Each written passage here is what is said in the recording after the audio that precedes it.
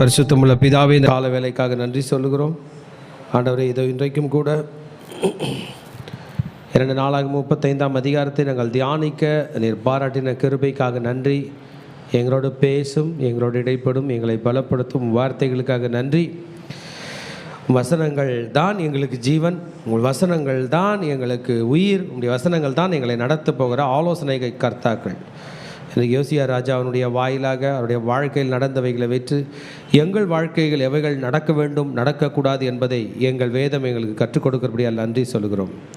பாதபுள்ள தாழ்த்தி ஒப்படுகிறோம். இயேசுவின் நாமத்தில் ஜெபிக்கிறோம் நல்ல பிதாவே, ஆமென். கர்த்தருடைய பரிசுத்த நாமத்துக்கு மகிமை உண்டாவதாக. திருச்சபையே, இன்றைக்கும் ஆண்டவர் உங்கள் மத்தியிலே கர்த்தருடைய வார்த்தையை பேச எனக்கு பாராட்டின கிருபைக்காக நான் என் ஆண்டவருக்கு நன்றி சொல்கிறேன். இன்றைய தியானம் 2 நாளாகமும் 35ஆம் அதிகாரம். இந்த நாளாகமத்தின் புஸ்தகங்கள் மிகவும் கர்த்தரால் ஆஸ்வதிக்கப்பட்ட ஒரு புஸ்தகங்கள். வேதத்திலே நிறைய விஷயங்கள் எழுதப்பட்டிருக்கிறது. எல்லாமே வேதத்தின் உள்ளவைகள் எல்லாமே நமக்கு ஆசீர்வாதமாய் இருப்பதற்காக, நம்மை வாழ வைக்கும்படியாக, நமக்கு வேண்டிய காரியங்களை சொல்லிக் கொடுக்கும்படியாக தான் இந்த வேதத்தில் உள்ள புஸ்தகங்கள் இருக்கிறது. இந்த வேதத்தில் உள்ள புஸ்தகங்களிலே இந்த நாளாகம புஸ்தகம் 1 நாளாகமம், 2 நாளாகமம், 1 சாமுவேல், 2 சாமுவேல், 1 ராஜாக்கள், 2 ராஜாக்கள் ரொம்ப லைவ்லியாக இருக்கும். ராஜாக்களோட வாழ்க்கையை அப்படியே எடுத்து நமக்கு சொல்லிக் கொடுத்து இருக்கும். இஸ்ரவேலர்கள் எப்பொழுதும் ஹிஸ்ட்ரி ரெக்கார்டு வச்சுப்பாங்க. எங்கள் தாத்தாக்கு என்ன நடந்துச்சுன்னு அவங்களுக்கு தெரியும், அதை படிப்பாங்க. அவங்களுக்கு ஓரல் ட்ரெடிஷன் ரொம்ப ஸ்ட்ராங்காக இருந்துச்சு. அதில் பைபிளை முற்பிதாக்கள் தன் இளம் தலைமுறைக்கு படித்து கொடுப்பது வழக்கம். அந்த காலத்தில் வேதம் தோல் சுருள்களில் தான் இருந்தபடினால அதை யாருன்னா அழிச்சிருவாங்களோ எரிச்சிருவாங்களோன்ற ஒரு பயம் இருந்ததுனால மனப்பாடமாக பண்ணிடுவாங்க, பிழை இல்லாதபடி. ஒவ்வொரு குடும்பத்துக்கும் வேலை அது. அப்படிப்பட்ட புஸ்தகங்கள் தான் வேதத்தில் உள்ளது. 39 புஸ்தகங்கள். அதை டோரா என்று, அது டனாக் என்று சொல்லுவார்கள். டா ந கா, டா என்கிற அந்த டவ் எழுத்தில் வருகிற அந்த டால வருகிற புஸ்தகங்களுக்கு டோரா என்ற பெயர். டோரான்னா அந்த பஞ்சாகமம், ஆதியாகமம், யாத்திரையாகமம், லேவியராகமம், என்னாகமம், உபாகமம், டோரா.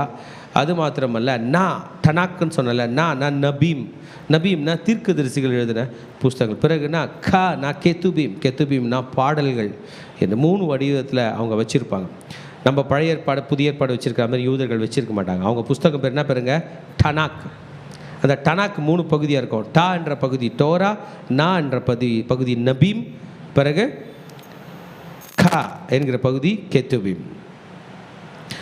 இவர்களுக்கு இந்த வரலாறு மிகவும் முக்கியம். ஆதாமில் இருந்து ஏறக்குறைய ஜீசஸ் வரைக்கும் ஒரு மிஸ் ஆகாமல் அப்படியே ரெக்கார்ட் பண்ணப்பட்டிருக்கு. எவ்வளோ பீரியட்னு அது கேட்குறீங்களா? ஏறக்குறைய 2000 ஆண்டு காலங்களுடைய வரலாறு பழைய ஏற்பாடு மட்டும். நீங்கள் மோசஸில் ஆரம்பிச்சிங்கன்னா, மோசே தான் ஆதியாகமத்தினுடைய ரைட்டரு.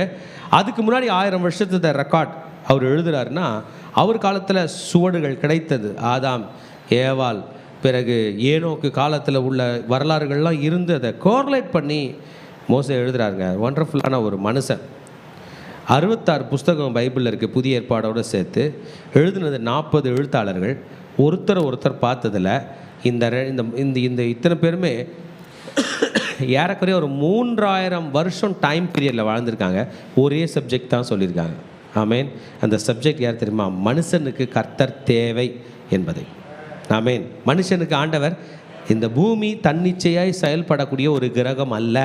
அதில் அரிசி, பருப்பு, புளி, எண்ணெய், காற்று எல்லாம் இருக்கலாம். ஆனால் இதை படைத்த ஒரு தேவனுடைய உதவி தேவை என்பதை சொல்லியிருக்கிறது. ஆமேன்.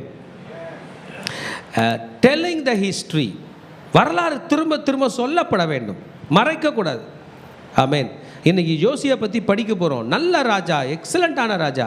இன்றைய சாப்டர் படிக்கும்போது நான் அழுதேன். ஏன்னா தாவீது போல வாழ்ந்த ஒருத்தன் தாவீது போல சாகலை. ஆமேன். தாவீது போல வாழ்ந்தான். இன்றைக்கி பஸ்கா பண்டிகை செலிப்ரேட் பண்ணுவார். முடிவில் தேவையில்லாத வலியை போய் பிரச்சனையில் மாட்டிக்கொண்டு தன் உயிரை விட போகிறார். ஆமேன்.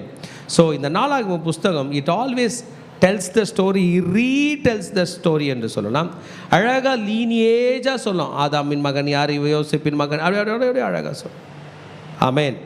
ஒவ்வொரு உடன்படிக்கைகளை பற்றி இந்த புஸ்தகங்கள் பேசும். இந்த புஸ்தகங்களை நீங்கள் படிக்கும் போதெல்லாம் ஒரு நம்பிக்கையாக ஒரு ராஜா தோன்றுவார், நம்பிக்கை இல்லாமல் போயிடுவார். தாவீது பற்றி படித்தோம். நம்பிக்கையாக வந்தார், பார்த்தா என்ன ஆயிடுச்சு, இறந்து போயிட்டார். சாலமோன் வந்தான், நம்பிக்கையாக வந்தான், பார்த்தா அத்தனை கல்யாணம் பண்ணி கெடுத்துட்டான். பிறகு ரெகோபயாம் எல்லாம் வந்து இன்றைக்கி யோசியா அழகாக நம்பிக்கையாக போகுது. சாப்டர் ஸ்டார்ட் பண்ணும்போது பஸ்கா பண்டிகை, முடியும் போது ராஜாவே செத்துட்டார். ட்ராஜடி. ஆமேன். இந்த நாளாகமத்தின் புஸ்தகம், ஆமாம், ஹிஸ்ட்ரி, இது நமக்கு நிறைய கற்று தரப்போகுது. எத்தனை பேர் பைபிள் படிக்க போகிறீங்க? இப்போ பைபிள் பிரித்து வச்சிங்க. கர்த்தர் இன்றைக்கு நம்மோடு கூட பேச போகிறார். எத்தனை பேர் விசுவாசிக்கிறீர்கள்? ஆமேன். இன்றைய செய்திக்கு, இந்த 2 அதிகாரத்துக்கு நான் கொடுக்கிற தலைப்பு மகத்துவமும் முடிவும். மன்னிக்கவும், மகத்துவமும் மடிவும். மகத்துவமாக வாழ்ந்தான், மடிந்தான். Majesty and tragedy. மகிமையாக வாழ்ந்தான், மகத்துவமாக வாழ்ந்தான், ட்ராஜடிக்காக முடிந்தான்.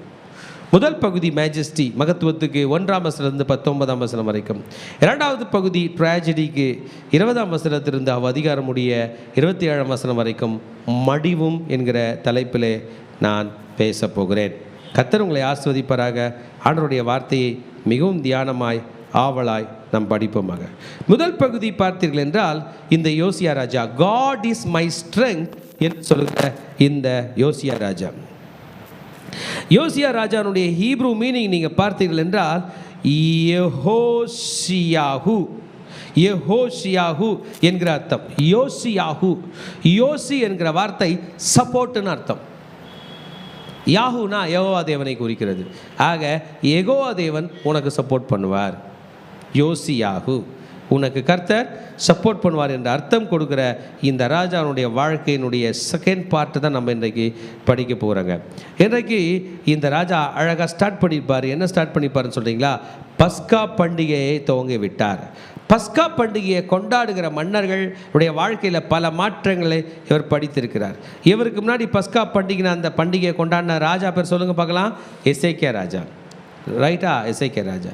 அதுக்கு முன்னாடி பஸ்கா பண்டிகை கொண்டாடினது யார்? தாவீது கொண்டாடினார், சாலமோன் கொண்டாடினார். அதுக்கு முன்னாடி யார் கொண்டாடினது? மோசே கொண்டாடினார். மோசே காலத்தை கொண்டாடினாங்க. இன்றைக்கி யோசியா ராஜாவோட காலத்தில் பஸ்கா. பஸ்கா என்றால் விடுதலை என்ற அர்த்தம். Passover. கர்த்தர் நம் மீது வருகிற ஆபத்தை கடந்து போகும்படி செய்வார். ஆமென். ஆபத்து இல்லாமல் இல்லை, வருது, நம்ம வீட்டு வாசலை தாண்டி போயிடுச்சு, நாம் தப்பித்தோம் பிழைத்தோம் என்று சொல்லுகிறது தான் பஸ்கா. ஆனால் நம்ம தப்பித்து பிழைக்கிறதுக்கு ஒரு காவு கொடுக்கிற ஒரு பொருள் வேண்டும், ஒரு பலியாடு வேண்டும். ஆமென். ஒரு லேம், ஒரு ஆட்டுக்குட்டி வேண்டும், ஒரு குற்றம் செய்யாத ஒரு ஆட்டுக்குட்டி வேண்டும். ஆமென். இந்த ஆடுனுடைய ரத்தம், இந்த பஸ்கா ஆடுனுடைய ரத்தம் மனிதர்களை காப்பாற்றுகிறது. ஆக இந்த பஸ்கா பண்டிகையில் அந்த நிலைக்கால்களில் அந்த 1 வயது ஆட்டுக்குட்டி ரத்தத்தை பூசும்போது என்ன அர்த்தம்னா, நான் செய்த பாவத்திற்கு பிராயச்சித்தம் இந்த பலியாடு கொடுத்து விட்டது. ஆமென். இந்த பலியாடு, இந்த ஸ்கேப் கோட் கொடுத்து விட்டது என்பதாக தான் அர்த்தம். அப்போனா என்னன்னா, நமக்கு பாவத்துக்கு பிராயச்சித்தம் உண்டுன்ற அர்த்தம். இதை புரிந்து கொண்ட, இந்த சிக்னிஃபிகன்ஸையை புரிந்து கொண்ட, இதனுடைய முக்கியத்துவத்தை புரிந்து கொண்ட யோசியா ராஜா பஸ்கா பண்டிகை கொண்டாடும்படி அவர் கட்டளையிடுகிறார். 35 அதிகாரத்தில் முதல் 19 வசனம் அதுதான் பாருங்க. பஸ்கா பண்டிகையை கொண்டாடுவதற்கு முன்பதாக சில ஆயத்தங்கள் செய்ய வேண்டியதாக இருந்தது. ஊழியம் செய்கிற டீமை முதல்ல சரி செய்ய வேண்டியதாக இருந்தது. நீங்கள் புரிந்து கொள்ள வேண்டும் திருச்சபையே, இஸ்ரவேல் மொத்தம் 12 கோத்திரம். ஆமென். அந்த 12 கோத்திரத்தில் ஒருவனை ஊழியத்துக்கு நினைச்சார். அவன் பேர் என்ன சொல்லுங்க பார்க்கலாம்? லேவி. மறக்கக்கூடாது. ஆக்சுவலாக யார் தான் ஊழியம் செய்யணும்? தலைச்சம்புள்ள. தலைச்சம்புள்ள யார்? ரூபன். ஏன் ரூபன் எடுக்கலை? ரூபன் அவன் ஒரு பெரிய மிஸ்டேக் பண்ணிட்டாரு. அவங்க அப்பாவை டைஜஸ்ட் பண்ணிக்க முடியாத ஒரு மிஸ்டேக். பிறகு நீங்கள் பார்த்தீர்கள் என்றால் சிமியோன். அடுத்தது யாருங்க? லேவி. சிமியோன் லேவியை விட்டு கூட ஊழியம் போயிடுச்சு. ஏன் ஊழியம் போச்சுன்னு கேட்குறீங்களா? அவங்க தங்கச்சியோட விஷயத்தில் இந்த எமோரியர் இருக்கிற அந்த மக்களை போய் வெட்டி கொன்றுவானுங்க, ஏமாற்றி. அவங்க கையிலேருந்தும் போயிடுச்சு. லாஸ்ட்டாக யூதா கையில் பவர் வந்துருச்சு.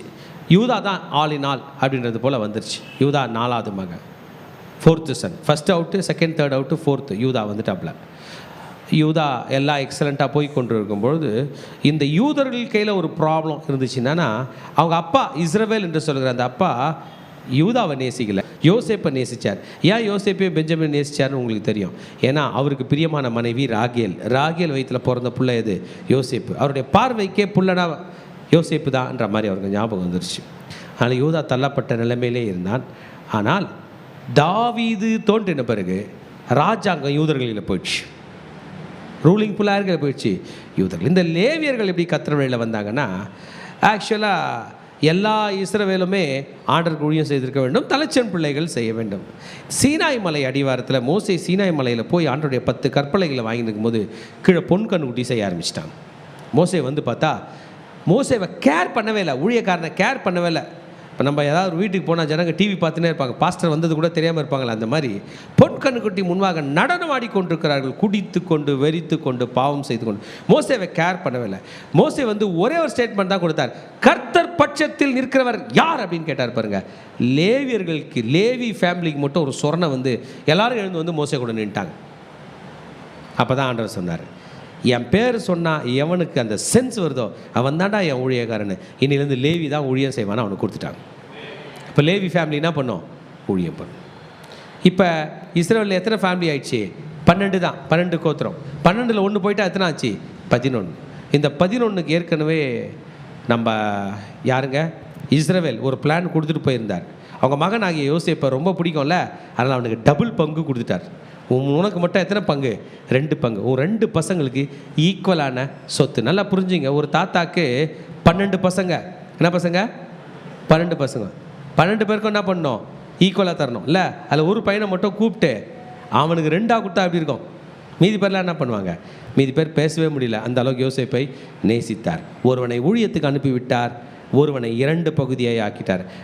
அதனால் நீங்கள் இஸ்ரவேலோட பசங்க எத்தனைனா 12. அதில் எத்தனை ஊழியருக்கு போயிட்டா? லேவி. இப்போ எத்தனை? 11.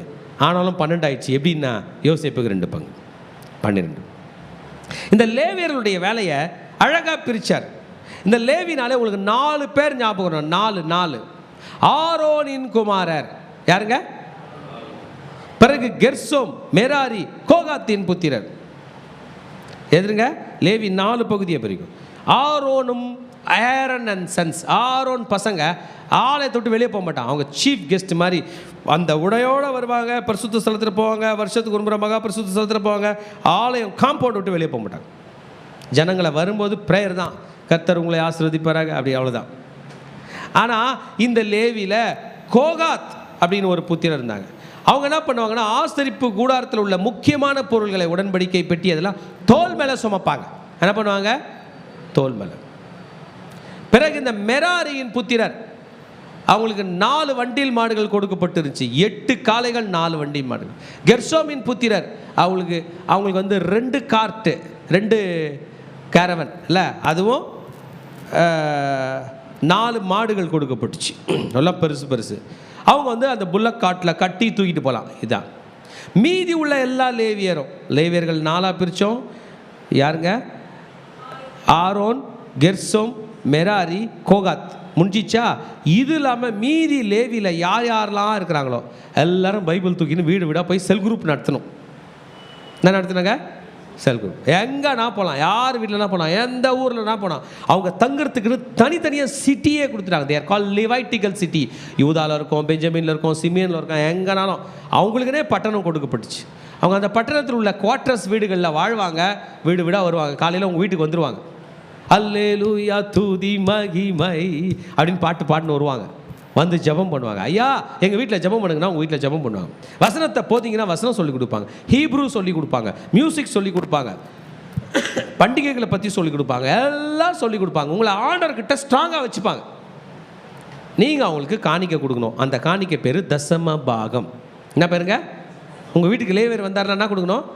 தசம பாகம். 10ல் 1 என்று கர்த்தர் சொன்னது லேவியனுக்கு.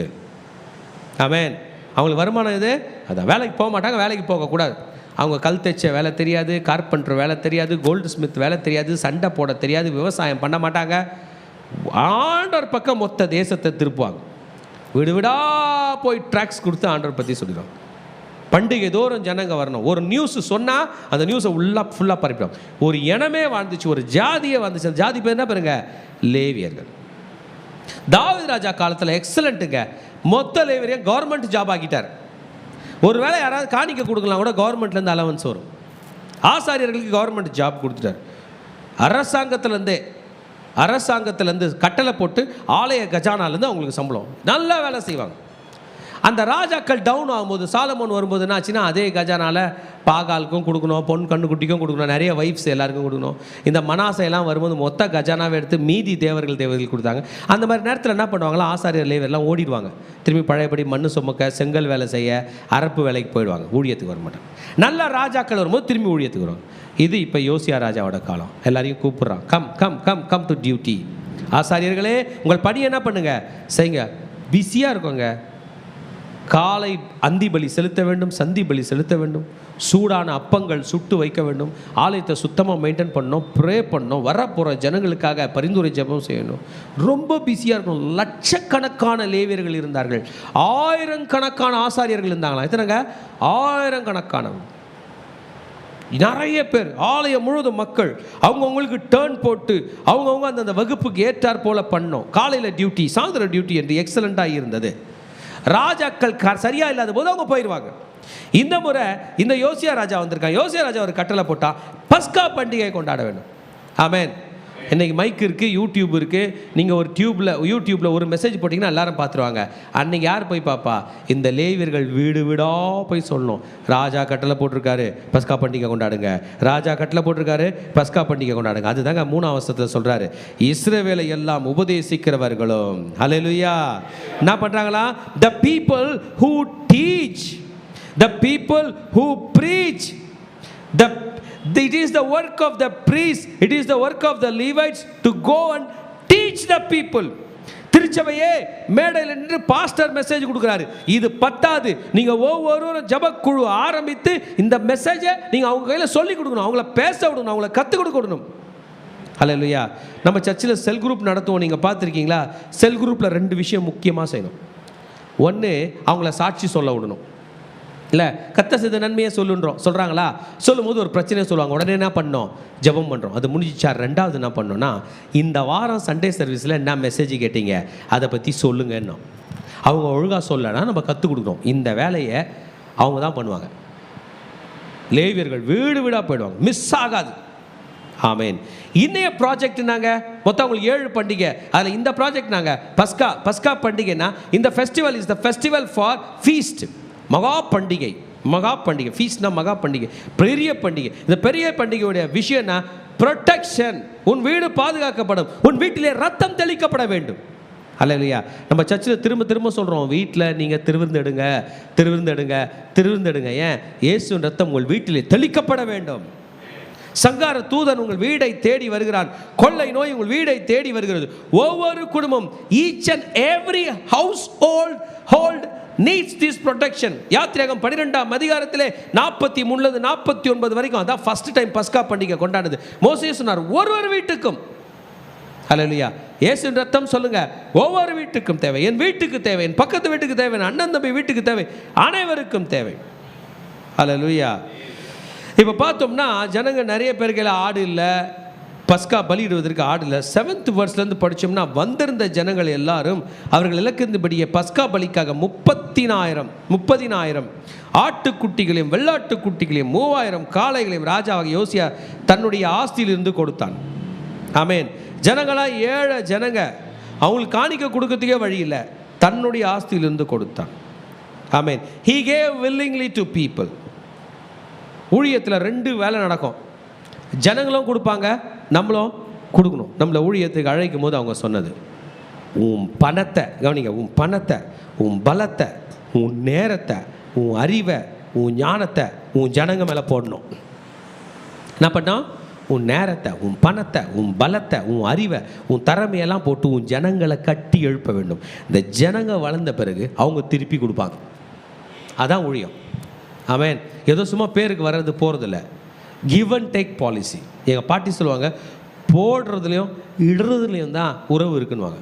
போட்டு எடுக்கணும், நல்லது கெட்டதுக்கு என்ன பண்ணணும்? கொடுக்கணும். அதை தான் ராஜா இப்போ கொடுக்குறாரு, எல்லாருக்கும் கொடுத்தார். ஆமேன். So passover is going to start. 10ஆம் வசனத்திலிருந்து ஸ்டார்ட் ஆகி எல்லாம் புளிப்பில்லாத அப்ப பண்டிகை கண்டினியூ ஆகுது. அந்த பஸ்கா பண்டிகை அன்னைக்கு மட்டும் சுட்டு சாப்பிட்ணும், அடுத்த நாள்லாம் புளிப்பு இல்லாமல் சமைச்சு கூட சாப்பிட்லாம். எக்ஸலண்ட்டாக பண்ணிட்டார். எல்லா ஜனங்களும் அந்த ரத்தங்களை வீடுகளில் தெளிக்குது. அவ்வளோ மீட், அவ்வளோ கறி. எல்லா ஆட்டிறைச்சிகள் வருது, எல்லாவற்றையும் கொண்டு வந்து திட்டமிட்டபடி கட்டளையிட்டு ஜனங்களுக்கு பங்கிட்டு கொடுத்தார்கள். பின்பு தங்களுக்காகவும் ஆசாரியருக்காகவும் ஆயத்தம் பண்ணினார்கள். ஆரோனின் புத்திரராகிய ஆசாரியர்கள், படிங்க 14. ஸோ பஸ்கா பண்டிகை எக்ஸலண்ட்டாக பண்ணிட்டாங்க. கூட வர்ஷிப். ஆசாபின் புத்திரர், த சன்ஸ் ஆஃப் ஆசாப். இந்த ஆசாபின் புத்திரர் யாருன்னா லீட் மியூசிஷியன்ஸ், வர்ஷிப் லீடர்ஸ். இந்த ஆசாப்போட ஃபேமிலியை தாவீது ராஜா கூப்பிட்டு மொத்த ஃபேமிலியை மியூசிக் சொல்லிக் கொடுக்கக்கூடிய ஒரு கிருபையை கொடுத்தார். தீர்க்க தரிசன இசைகள். உங்களுக்கு தெரியும் தாவீது ராஜா எவ்வளோ எக்ஸலண்ட்டுனா, அவர் சுரமண்டலம் கையில் எடுத்தார்னா சவுல் மேலே உள்ள அசுத்தாவினா பண்ணுது, ஓடுது. அப்போ ப்ரேஸ் அண்ட் வர்ஷிப் பண்ணும்போது என்ன ஆகும்? அசுத்தாவிகள் ஓடும். அதனால் இந்த ஆசாஃபோட பிள்ளைகள்னாலே they need to do tabernacle worship. ஜனங்க ஆலயத்துக்கு வரும்போது சும்மா இருக்காது, பாடல் பாடிக்கிட்டே இருப்பாங்க. ஜனங்க என்ன பண்ணுவாங்க? வெளியிலேருந்து ஆராதனையை ரசித்து கொண்டிருப்பார்கள். ஏன்னா ஆலயத்துக்குள்ளே போக முடியாது, எருசலேம் தேவாலயத்துக்குள்ளே போக முடியாது. வெளியில் ஒண்டர்ஃபுல் ஆராதனை நடக்கும். பெரிய ஸ்டேஜ் போட்டிருப்பாங்க, அந்த ஸ்டேஜ் மேலே ராஜா உட்காந்துருப்பார்.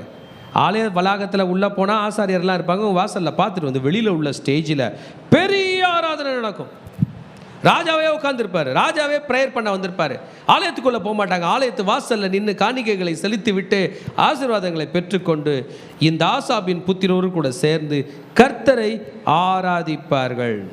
ஹல்லேலூயா. 17ஆம் வசனம் சொல்கிறது, அவங்க ஆராதிச்சது மட்டும் இல்லை, பஸ்கா பண்டிகை மட்டும் இல்லை, புளிப்பில்லாத அப்ப பண்டிகைகளும் 7 நாள் என்ன பண்ணாங்க? ஆசாரித்தாங்க.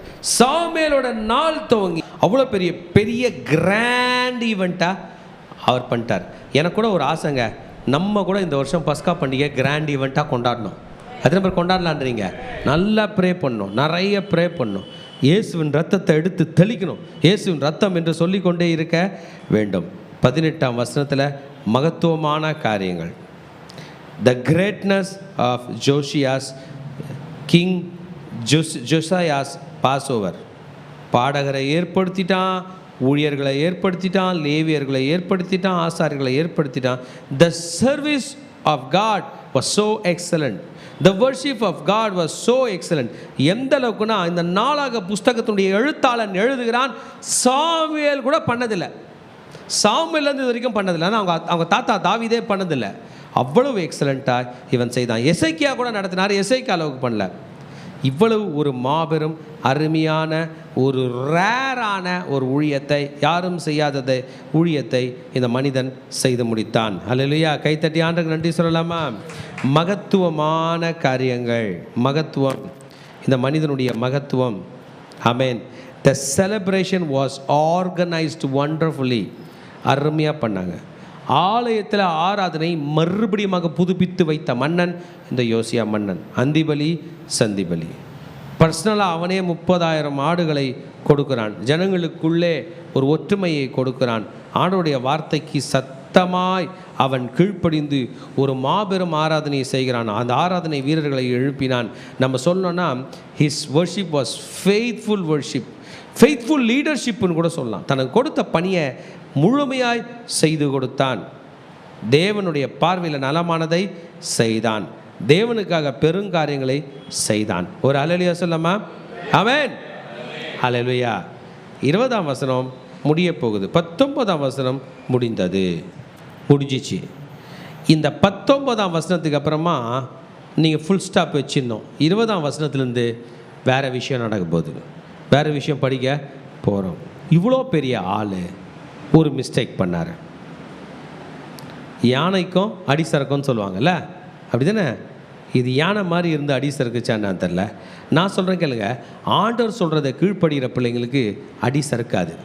ஆண்டவர் சொல்கிறத கேட்கலன்னா உடனே அடி சறுக்கும். இவ்வளோ தூரம் கரெக்டாக செய்த யோசியா ஒரு விஷயத்தை நெக்லெக்ட் பண்ணிட்டார். சண்டைன்னு வந்தால் ஆண்டவர் கையில் கேட்கணும். ஆமேன். சண்டை போடுறதுக்கு ஆர்வமாக ஓடக்கூடாது. உம்மாலே ஒரு சேனைக்குள் பாய்வேன், உம்மாலே மதிலை தாண்டுவேன்னு அவங்க தாத்தா பாடியிருக்காரு. ஆனால் ஒரு யுத்தமும் அவர் பண்ணும்போது எப்படி பண்ணுறாருன்னு போய் படித்து பாருங்கள். 2 சாமுவேலின் புஸ்தகம் ஒரு 3ஆம் அதிகாரத்துலேருந்து அவர் தான் வராரு, தாவீது தான் வராரு. ஒன்றுத்துக்கும் கேட்காம போக மாட்டார். ஆமாம், ஜிக்லாக் பெலிஸ்தீருடைய பட்டணத்துலேருந்து யூதாக்குள்ளே போகலாமான்னு கேட்டே போவார். ஆண்டவர் போன்னுவார். அங்கே எங்கே போகணுன்னு கேட்பார். ஹெப்ரோனுக்கு போன்னு சொல்லுவார். ஹெப்ரோனுக்கு போவார். எப்ரோனில் போய் அங்கே வேலை பார்த்துட்டு ராஜாவே 7 வருஷம் இருப்பார். இப்போ கேட்பார், நான் வேற எங்கன்னா போனோமா, நான் எருசலேமுக்கு போகலாமா, சிட்டி தாவீதின் நகரத்துக்கு போகலாமா, தாவூத் கி நகர், தாவூத் பூர் அது பேர், ஹிந்தி பைபிள் சொல்லு தாவூத் பூர். ஆமேன். போகலாமா? நான் போ. அங்கே எபூசியர்கள் இருக்கிறாங்களே, எபூசியரை எப்படி அட்டாக் பண்ணணும்னு தெரியும், போ. பெலிஸ்தியர்களை ஒன்றமில்லாமல் செய்தான், அம்மோனியர்களை ஒன்றமில்லாமல் செய்தான். இதோ இன்றைக்கு யோசியா பயந்து கொண்டிருக்கிற சீரியர்கள் தாவீது காலில் விழுந்து கப்பம் கட்டினாங்க.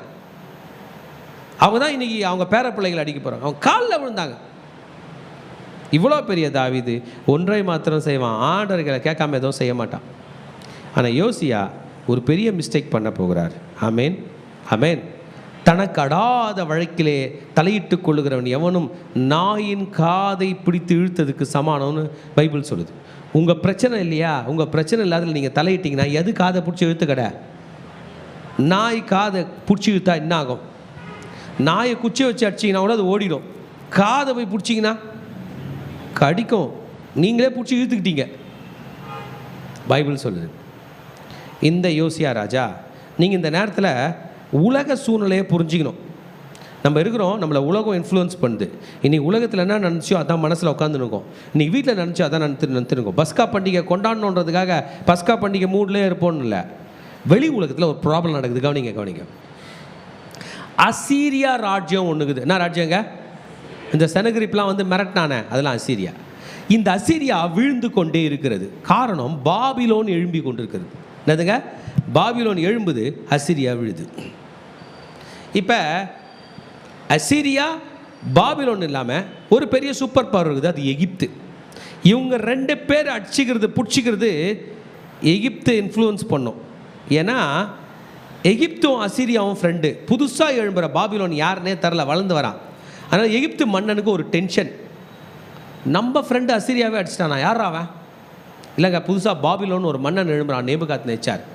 ரொம்ப மிரட்டல் விடுறான். அப்படியா, படையை பூட்டு, சண்டைக்கு ஆயத்தப்படு, எங்க ராஜா போகலாம், அந்த பாபிலோனை அடக்க போகிறேன், என் நண்பன் அசீரியாக்காக என்ன பண்ண போகிறேன், சப்போர்ட் பண்ண போகிறேன் அப்படின்னு கோபமாக எழும்பி பார்வோன் நேக்கோ புறப்பட்டு போகிறான். யார் கூட சண்டை போட? பாபிலோன் கூட. யாருக்கு வக்காலத்து வாங்கிட்டு போகிறான்? அசீரியர்களுக்கு. கோபமாக போகிறான். புரிஞ்சுங்க, எப்படி போகிறான்?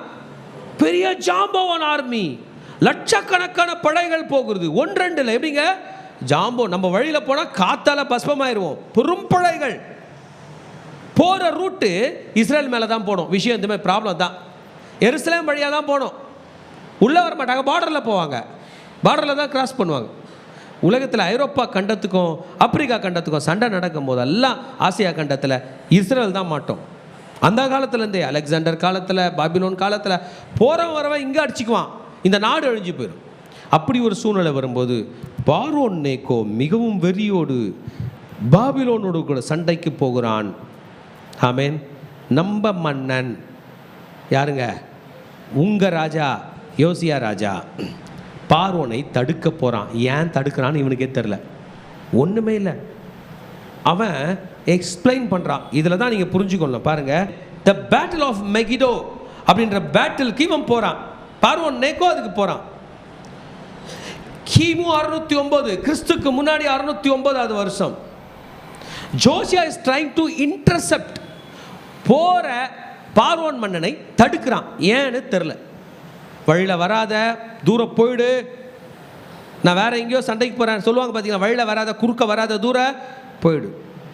It is the greatest marching army, பெரிய படை. அசிரியாவுக்கு சப்போர்ட் போயினுக்குது. அசிரியாவும் பாபிலோனும் சண்டை போட்டுருக்குது. அசிரியா தோக்கிற நிலைமையில் இருக்குது, என் நண்பன் தோக்கிற நிலைமையில் இருக்கிறான், நான் அங்கே போகிறேன் அப்படின்ட்டு பார்வோன் நேக்கோ இவன் போய் கொண்டிருக்கும் போது, ஆமேன், the neo Assyrian empire was declining, அது அழிஞ்சிருக்குது. பாபிலோன் ரைஸ் ஆகுது, புது த்ரெட் வருது. அந்த ஏரியாலே பெரிய டென்ஷன் இருக்குது. இந்த பாபிலோன் வளர்ந்து வர்றது பற்றி பெருசில், இவன் வளர்ந்து வந்தானா அடுத்தது எகிப்து கூட தான் சண்டைக்கு போவான். அதனால் அவன் வளர்றதுக்கு முன்னாடி அவனை அடக்க வேண்டும் என்று போகும்போது கிங் ஜோசியா ஈஜிப்சியன் மிலிட்ரி கூட தன்னோட அந்த குட்டி படையை எடுத்துகிட்டு போய் தடுக்கிறான். ஆமென், அல்லேலூயா. நல்ல ராஜா நீ பிறந்தது வாழறதுக்கு தான் மகனே, சாவதற்காக அல்ல. புரிஞ்சுங்க. யாரெல்லாம் பிரச்சனைன்னு தெரிஞ்சு ஆழம் பார்க்குறீங்களோ, சண்டை தேவையில்லைன்னு தெரிஞ்சு வேணும்னு சண்டைக்கு போகிறீங்களோ, அங்கங்கே தேவையில்ல இடத்தெல்லாம் வாய் விடுறீங்களோ, தெரிஞ்சுங்க, நீங்கள் இங்கும் அங்கும் சண்டை போடுவதற்காக கர்த்தர் உங்களை படைக்கவில்லை, அவரை ஆராதிக்கும்படியாக அவர் படைத்திருக்கிறார். அப்போ பார்வோன் மன்னனுக்கு ஜோசியா கையில் எப்படி பேசணும்னு தெரியுது. ஏன்னா அவங்க தெரியும், இவங்கெல்லாம் கிறிஸ்டியன்ஸு, இவங்க யூதர்கள், இவங்க உண்மையான தேவனை வணங்குறவங்க. பா, உங்கள் கடவுள் தான் என்னை அனுப்புகிறாரு, நீ குறுக்க வராத. ஆமேன். பெரிய வார்னிங்க. Josiah ignored the warning. ஆமேன். and he intercepted in Megiddo. Megiddo என்ற இடத்துல அந்த யுத்தத்தில் போய் நின்றான்.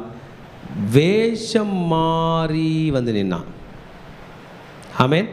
பாருங்க, வேஷம் மாறி யுத்தத்தில் பிரவேசித்த 2 ராஜா காலி. ஒன்று யாருங்க? ஆகாப். கரெக்டா? 2வது ராஜா யாருங்க? யோசியா. அடுத்த வருஷம் பஸ்கா பண்டிகை எப்படிங்க இருந்திருக்கோம்? ஐயோ, போன வருஷம் இன்னும் பிரம்மாண்டம். இந்த வருஷம் இவனுக்கு 3 பசங்க பிரதர்ஸ் வந்துட்டான். எரேமியா தீர்க்கதரிசி ரெக்கார்ட். அவ்வளோதான். உங்கள் ராஜா என்ன ஆகிட்டார்? இப்போ யோசியா ராஜாவுடைய விஷயம் முடிந்து போனது. திருச்சபையே, இந்த யோசியா ராஜா தாவீது காலத்திலிருந்து இவரை போல ஒரு ராஜா இல்லை என்று சொல்லுகிற இந்த ராஜா உடைய முடிவு யூதானுடைய முடிவாகவே நீங்கள் நினச்சிக்கலாம். இனிமேல் பேட்ஸ்மேன் கிடையாது. நல்ல கிரிக்கெட் மேட்ச் பார்த்துட்டு இருக்கும்போது நல்ல பேட்ஸ்மேன் போயிடுவார். அதுக்கப்புறம் ஒரு 3-4 பேர் இருப்பாங்க, அவங்க வந்து ப்ரோஜனம் இல்லைன்னு முடிவு பண்ணுறோம் பாருங்க. அந்த மாதிரிங்க. இதுக்கப்புறம் 3 ராஜாக்கள் வர போகிறாங்க. இவரோட பசங்க தான் யோவாஹாஸ், யோயாக்கீம், ஜிதக்கியா. பேர் மறக்காதீங்கன்னா பாருங்க, யோவாஹாஸ், யோயாக்கீம், ஜிதக்கியா. ஆமேன். இந்த யோயாஹாஸ் இவர் செத்துட்டு தான் ராஜாவாவான். பார்வோன் நேக்கோ சண்டைக்கு போவார்ல, அந்த சண்டை ஒன்றும் பெரிய வெற்றி அவருக்கு கிடையாது. அவருக்கு அந்த கெட்ட சகுனம். ஏன்னா பாபிலோன் தான் ரைஸ் ஆக போகுது. இனி பாபிலோன் உலகத்தை ரூல் பண்ண போகுது. இந்த பாபிலோன் அசீரியர்களை அழித்து எகிப்து கூட சண்டைக்கு போக போகுது. அந்த டென்ஷனில் ரிட்டர்ன் ஆகும்போது அப்பாவை அடித்தவன் புள்ளையும் அடிக்க போகிறான், புள்ளையும் பிடிச்சின்னு போக போகிறான். நடா ஃபேமிலி நீங்கன்னு யோவாஹாஸை பிடிச்சிட்டு போக போகிறான். 3 மாதம் தான் ராஜாவாக இருக்க போகிறான். இவரோட 3 பசங்க யோவாஹாஸ், யோயாக்கீம், ஜிதக்கியா. இந்த யோயாக்கீம்ன்றவனை ராஜா வாங்கிட்டு போவான். சொல்லுவான், இனிமே கப்பம் எகிப்துக்கு தரணும். அப்பா காலத்தில் நல்லா வாழ்ந்தாங்க, பஸ்கா பண்டிகைலாம் கொண்டாடினாங்க. அப்பா போன தப்புனால என்ன ஆச்சு? கொடுக்கணும். இந்த யோயாக்கீம் 11 வருஷம் வாழ போகிறான். ஆமேன். பிறகு பாபிலோன் நம்ம நினச்சது போல புது பவர் வளர்ந்து சூப்பர் பவராக மாறப்போகிறது. பாபிலோன் வரும்போது விஷயமே மாறப்போகிறது. இந்த ராஜாவை பிடித்து சிறை பிடித்து கொண்டு போகிறார்கள். யோயாக்கீமும் சிறை பிடிக்கப்பட்டு போகிறான். ஆமேன். ஆமாம்.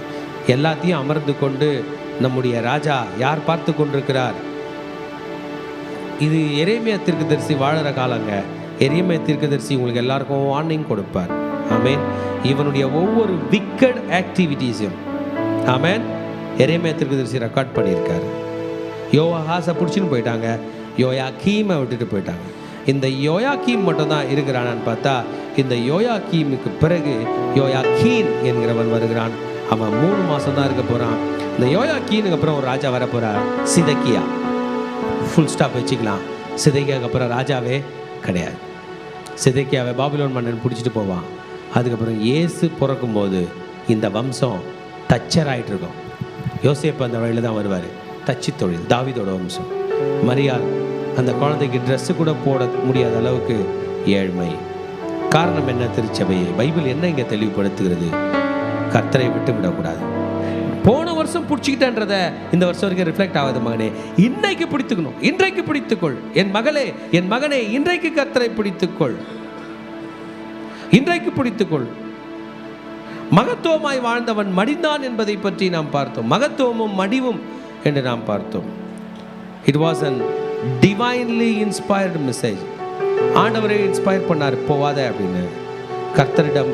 கர்த்தர் சொல்வதை கேட்காமல் ஒரு ட்ராஜிக் எண்டில் போனான்.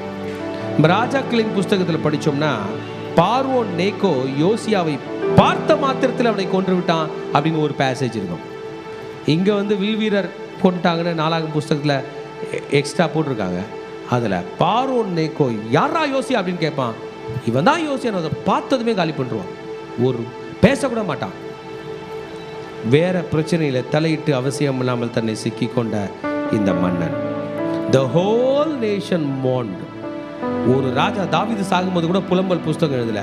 ஒரு ராஜா செத்ததுக்கு புலம்பலின்ற ஒரு புஸ்தகமே எழுதி வச்சுதான் எரேமியா தீர்க்கதரிசி இருக்கிறார். எரேமியா தீர்க்கதரிசி என்ன பண்ண முடியும்? ஆமென். ஐயோ, இவ்வளோ ஒரு நல்ல மன்னன் ஆச்சே, இப்படி அநியாயமாக செத்துட்டானே. இல்லை, டிஸ்ஒபீடியன்ஸ், ஹேஸ்ட் டு டிஸ்ஒபீடியன்ஸ், கீழ்ப்படிய மாட்டேன்றதை வேகமாக செஞ்சு காட்டினான். கீழ்ப்படிய மாட்டேன், இப்போ கீழ்ப்படிய மாட்டேன், அவ்வளோ ஸ்பீடாக போனான். இம்மிடியட்டா டிசாஸ்டர்ஸ் டெத். ஆமென்.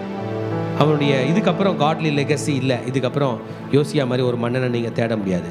இயேசு கிறிஸ்து வர வரைக்கும் அது தீர்க்கதரிசிங்க மாற்றிட்டாங்க. இதோ ஒரு கன்னிகை கர்ப்பவதி ஆகிட்டாங்க சொல்லிட்டாங்க. இனிமேல் எந்த ராஜா உருப்படியாக இருக்க போகிறதில்ல, ஒரு குமாரனை பெறுவாள், அவருக்கு தான் இம்மானுவேல், தேவன் நம்மோடு இருக்கிறார். ஆபிரகாம் அழைக்கும் போது என்ன ஒரு பிளானில், பூமியின் தூளை போல உன்னை ஆக்குவேன், முடிச்சிட்டான். சிதைக்கியா வந்து முடிக்க போகிறான். நாளைய சாப்டரில் இன்னும் இதெல்லாம் படிப்போம். இந்த யோவாஹாஸ், அப்புறமா யோயாக்கீன் சிதைக்கிய பற்றி திருச்சபையே. ஆனால் யூதர்களும் உலகத்து மக்களும் யாரை லாஸ்ட் ராஜாவை கன்சிடர் பண்ணுறாங்க தெரியுமா? யோசியா. நல்ல ராஜா போய்ட்டு. நீங்களும் நானும் யோசியா போல இருந்தோம்னா, யோசியா போல ஆண்டவரை தேடினோம்னா, யோசியா போல மிஸ்டேக் பண்ணக்கூடாது என்பதை வேதம் சொல்லுது. எத்தனை பேர் முழுசாக கர்த்தருக்கு சரண்டர் பண்ண போகிறீங்க? எத்தனை பேர் கீழ்ப்படிதலுக்கு ஓட போறீங்க? கீழ்ப்படியாமைக்கு வேண்டாம், முரட்டாட்டத்துக்கு வேண்டாம், எதிர்ப்புக்கு வேண்டாம், காரணம் இல்லாத சண்டைகள் நமக்கு வேண்டாம். என் மகனே, எதிரினுடைய பலம் தெரியாதபடி நாம் கால் வைக்கக்கூடாது. கர்த்தர் சொன்னால் தான் பேச வேண்டும், கர்த்தர் சொன்னால் தான் போக வேண்டும், கர்த்தர் சொன்னால் தான் ஆர்கியூ பண்ண வேண்டும். இன்னைக்கு கர்த்தர் நம்மோடு பேசி கொண்டிருக்கிறார். நாம் அர்ப்பணிப்போமா? எரேமியா தீர்க்கதரிசி வாழ்ந்த காலம், எல்லாருக்கும் வார்னிங் கொடுத்த எரேமியா தீர்க்கதரிசியோட வார்னிங்கை நான் கேட்டுக்கொள்ளவில்லை. ஆண்டவரே, நானும் கீழ்ப்படியாமைக்கு வேகமாக ஓட மாட்டேன், உங்கள் காலில் சரணடைவேன், நீங்கள் சொல்கிறதுக்கு அப்படியே கட்டுப்படுவேன் என்று சத்திய வேதத்தை மனதில் அணைத்து கொண்டு அவர் வார்த்தைக்கு கட்டுப்படுவோமா? வாங்க நம்ம எழுந்து நின்று கர்த்தரை ஆராதனை செய்வோம்.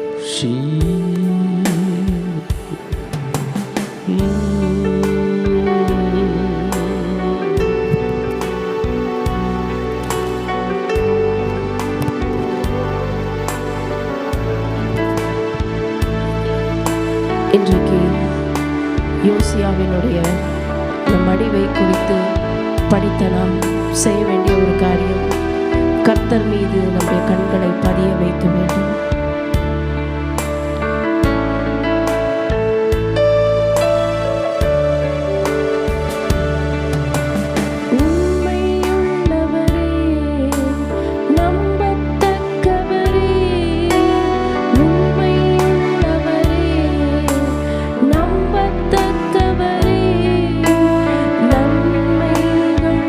செய்பவரே, எனக்குள்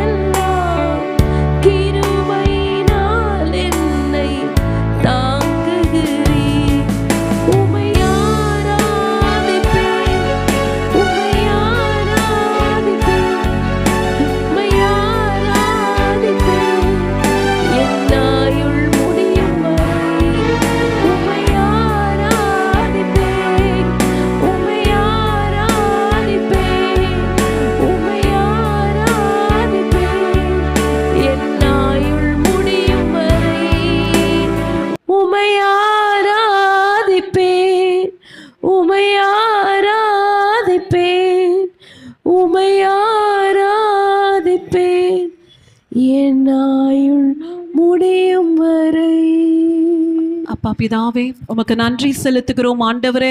இந்த நாளிலும் கூட 2 நாளாகமம் 35வது அதிகாரம் மூலமாக எங்களோடு கூட பேசினீரே.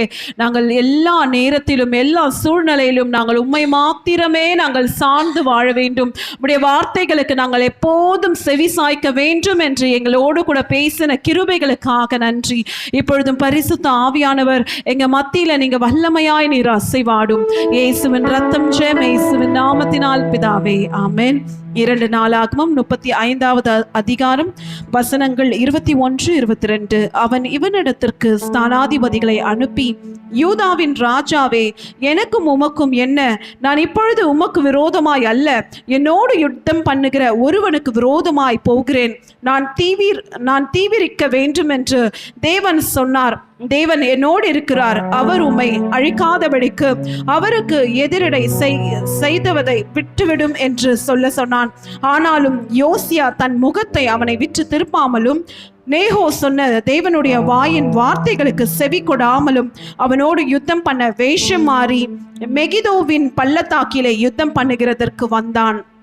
இந்த இடத்துல நம்ம பார்க்கிறோம், யோசியா ராஜா எகிப்துக்கு விரோதமாக யுத்தம் பண்ண போகிறார்.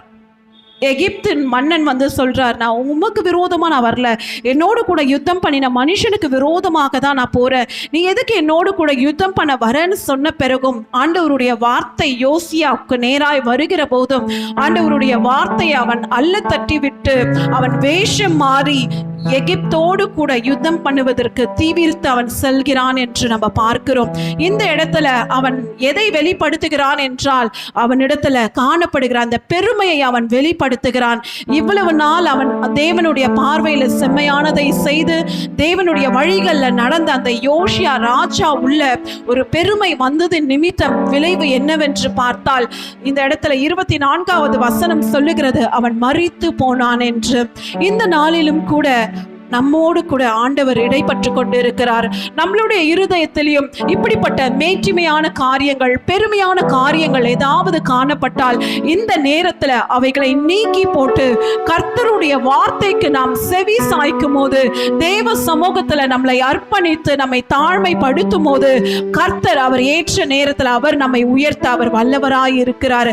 இந்த வேளையில கூட நம்மை நாமே ஆராய்ந்து பார்ப்போமா? யோசியாவை போல நம்மிடத்துல இப்படிப்பட்ட பெருமையான காரியங்கள், மேட்டிமையான காரியங்கள் ஏதாவது காணப்படுகிறதா? ஏதாவது இடத்துல நம்ம பெருமையை நம்ம வெளிப்படுத்தி கொண்டிருக்கிறோமா என்று இந்த நேரத்துல நம்ம ஆராய்ந்து பார்த்து அவைகளை முற்றிலுமாய் நீக்கி போட்டு நம்ம தெய்வ சமூகத்துல நம்மை அர்ப்பணிப்போமா? கர்த்தர் அவருடைய கிருபையினால நம்மை அவர் உயர்த்துவார். இந்த வேளை நமக்கும் ஆண்டவருக்கும் இடைப்பட்ட இந்த வேளையில நம்மை நாமே ஆராய்ந்து பார்ப்போமாக.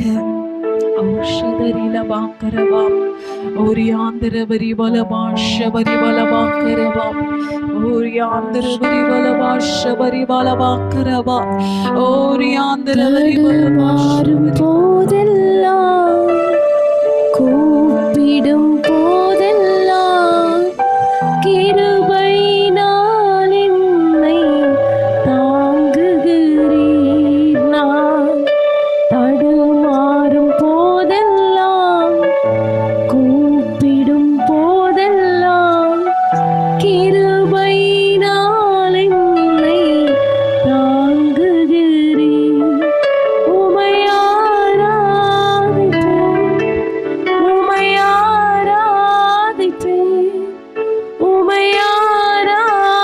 ஆராதிப்பேன் என்னாயுள் முடியும் வரை. உமை ஆராதிப்பேன், உமை ஆராதிப்பேன், உமை ஆராதிப்பேன் என்னாயுள் முடியும் வரை. உண்மையுள்ளவரே, நம்பத்தக்கவரே, உண்மையுள்ளவரே, நம்பத்தக்கவரே, நன்மைகள் செய்பவரே, எனக்குள்ளே வாழ்பவரே. நம்முடைய வாழ்க்கையில கர்த்தருடைய குரலை நாம் கேட்போம். Let's hear the inner voice of God, what God is speaking. ஆண்டவர் நம்ம வாழ்க்கையில் உண்மையிலே என்ன செய்ய சித்தமாக இருக்கார், நம்மளை என்ன செய்ய சொல்லுகிறாருங்கிறத கர்த்தரிடத்தில் ஆலோசனையை கேட்டு அதன்படி நாம் நடப்போம். கர்த்தர் தாமே நம் ஒவ்வொருவரையும் ஆசீர்வதிப்பாராக. Shalom and have a blessed day. கடைசி ஆசீர்வாதத்துக்கு நேராக கைகளை விரித்துக் கொள்ளும். ஈவரக்கா அடோனாய் வயீஷ்மரக்கா யா ஏ அடோனாய் பன்னவ் அல்லக்கா விஹுனக்கா ஈஷா அடோனாய் பன்னவ் அல்லக்கா வயசம் லக்கா ஷாலோம் வயசம் லக்கா ஷாலோம். கர்த்தர் உன்னை ஆசீர்வதித்து காக்க கடவர். கர்த்தர் தன் முகத்தை மேல் பிரகாசிக்க பண்ணி உண்மையில் கிருபையா இருக்க கடவர். கர்த்தர் தன் முகத்தை மேல் பிரசன்னமாக்கி உனக்கு சமாதானம் கட்டளையிட கடவர். ஹல்லேலூயா, ஹல்லேலூயா, ஹல்லேலூயா.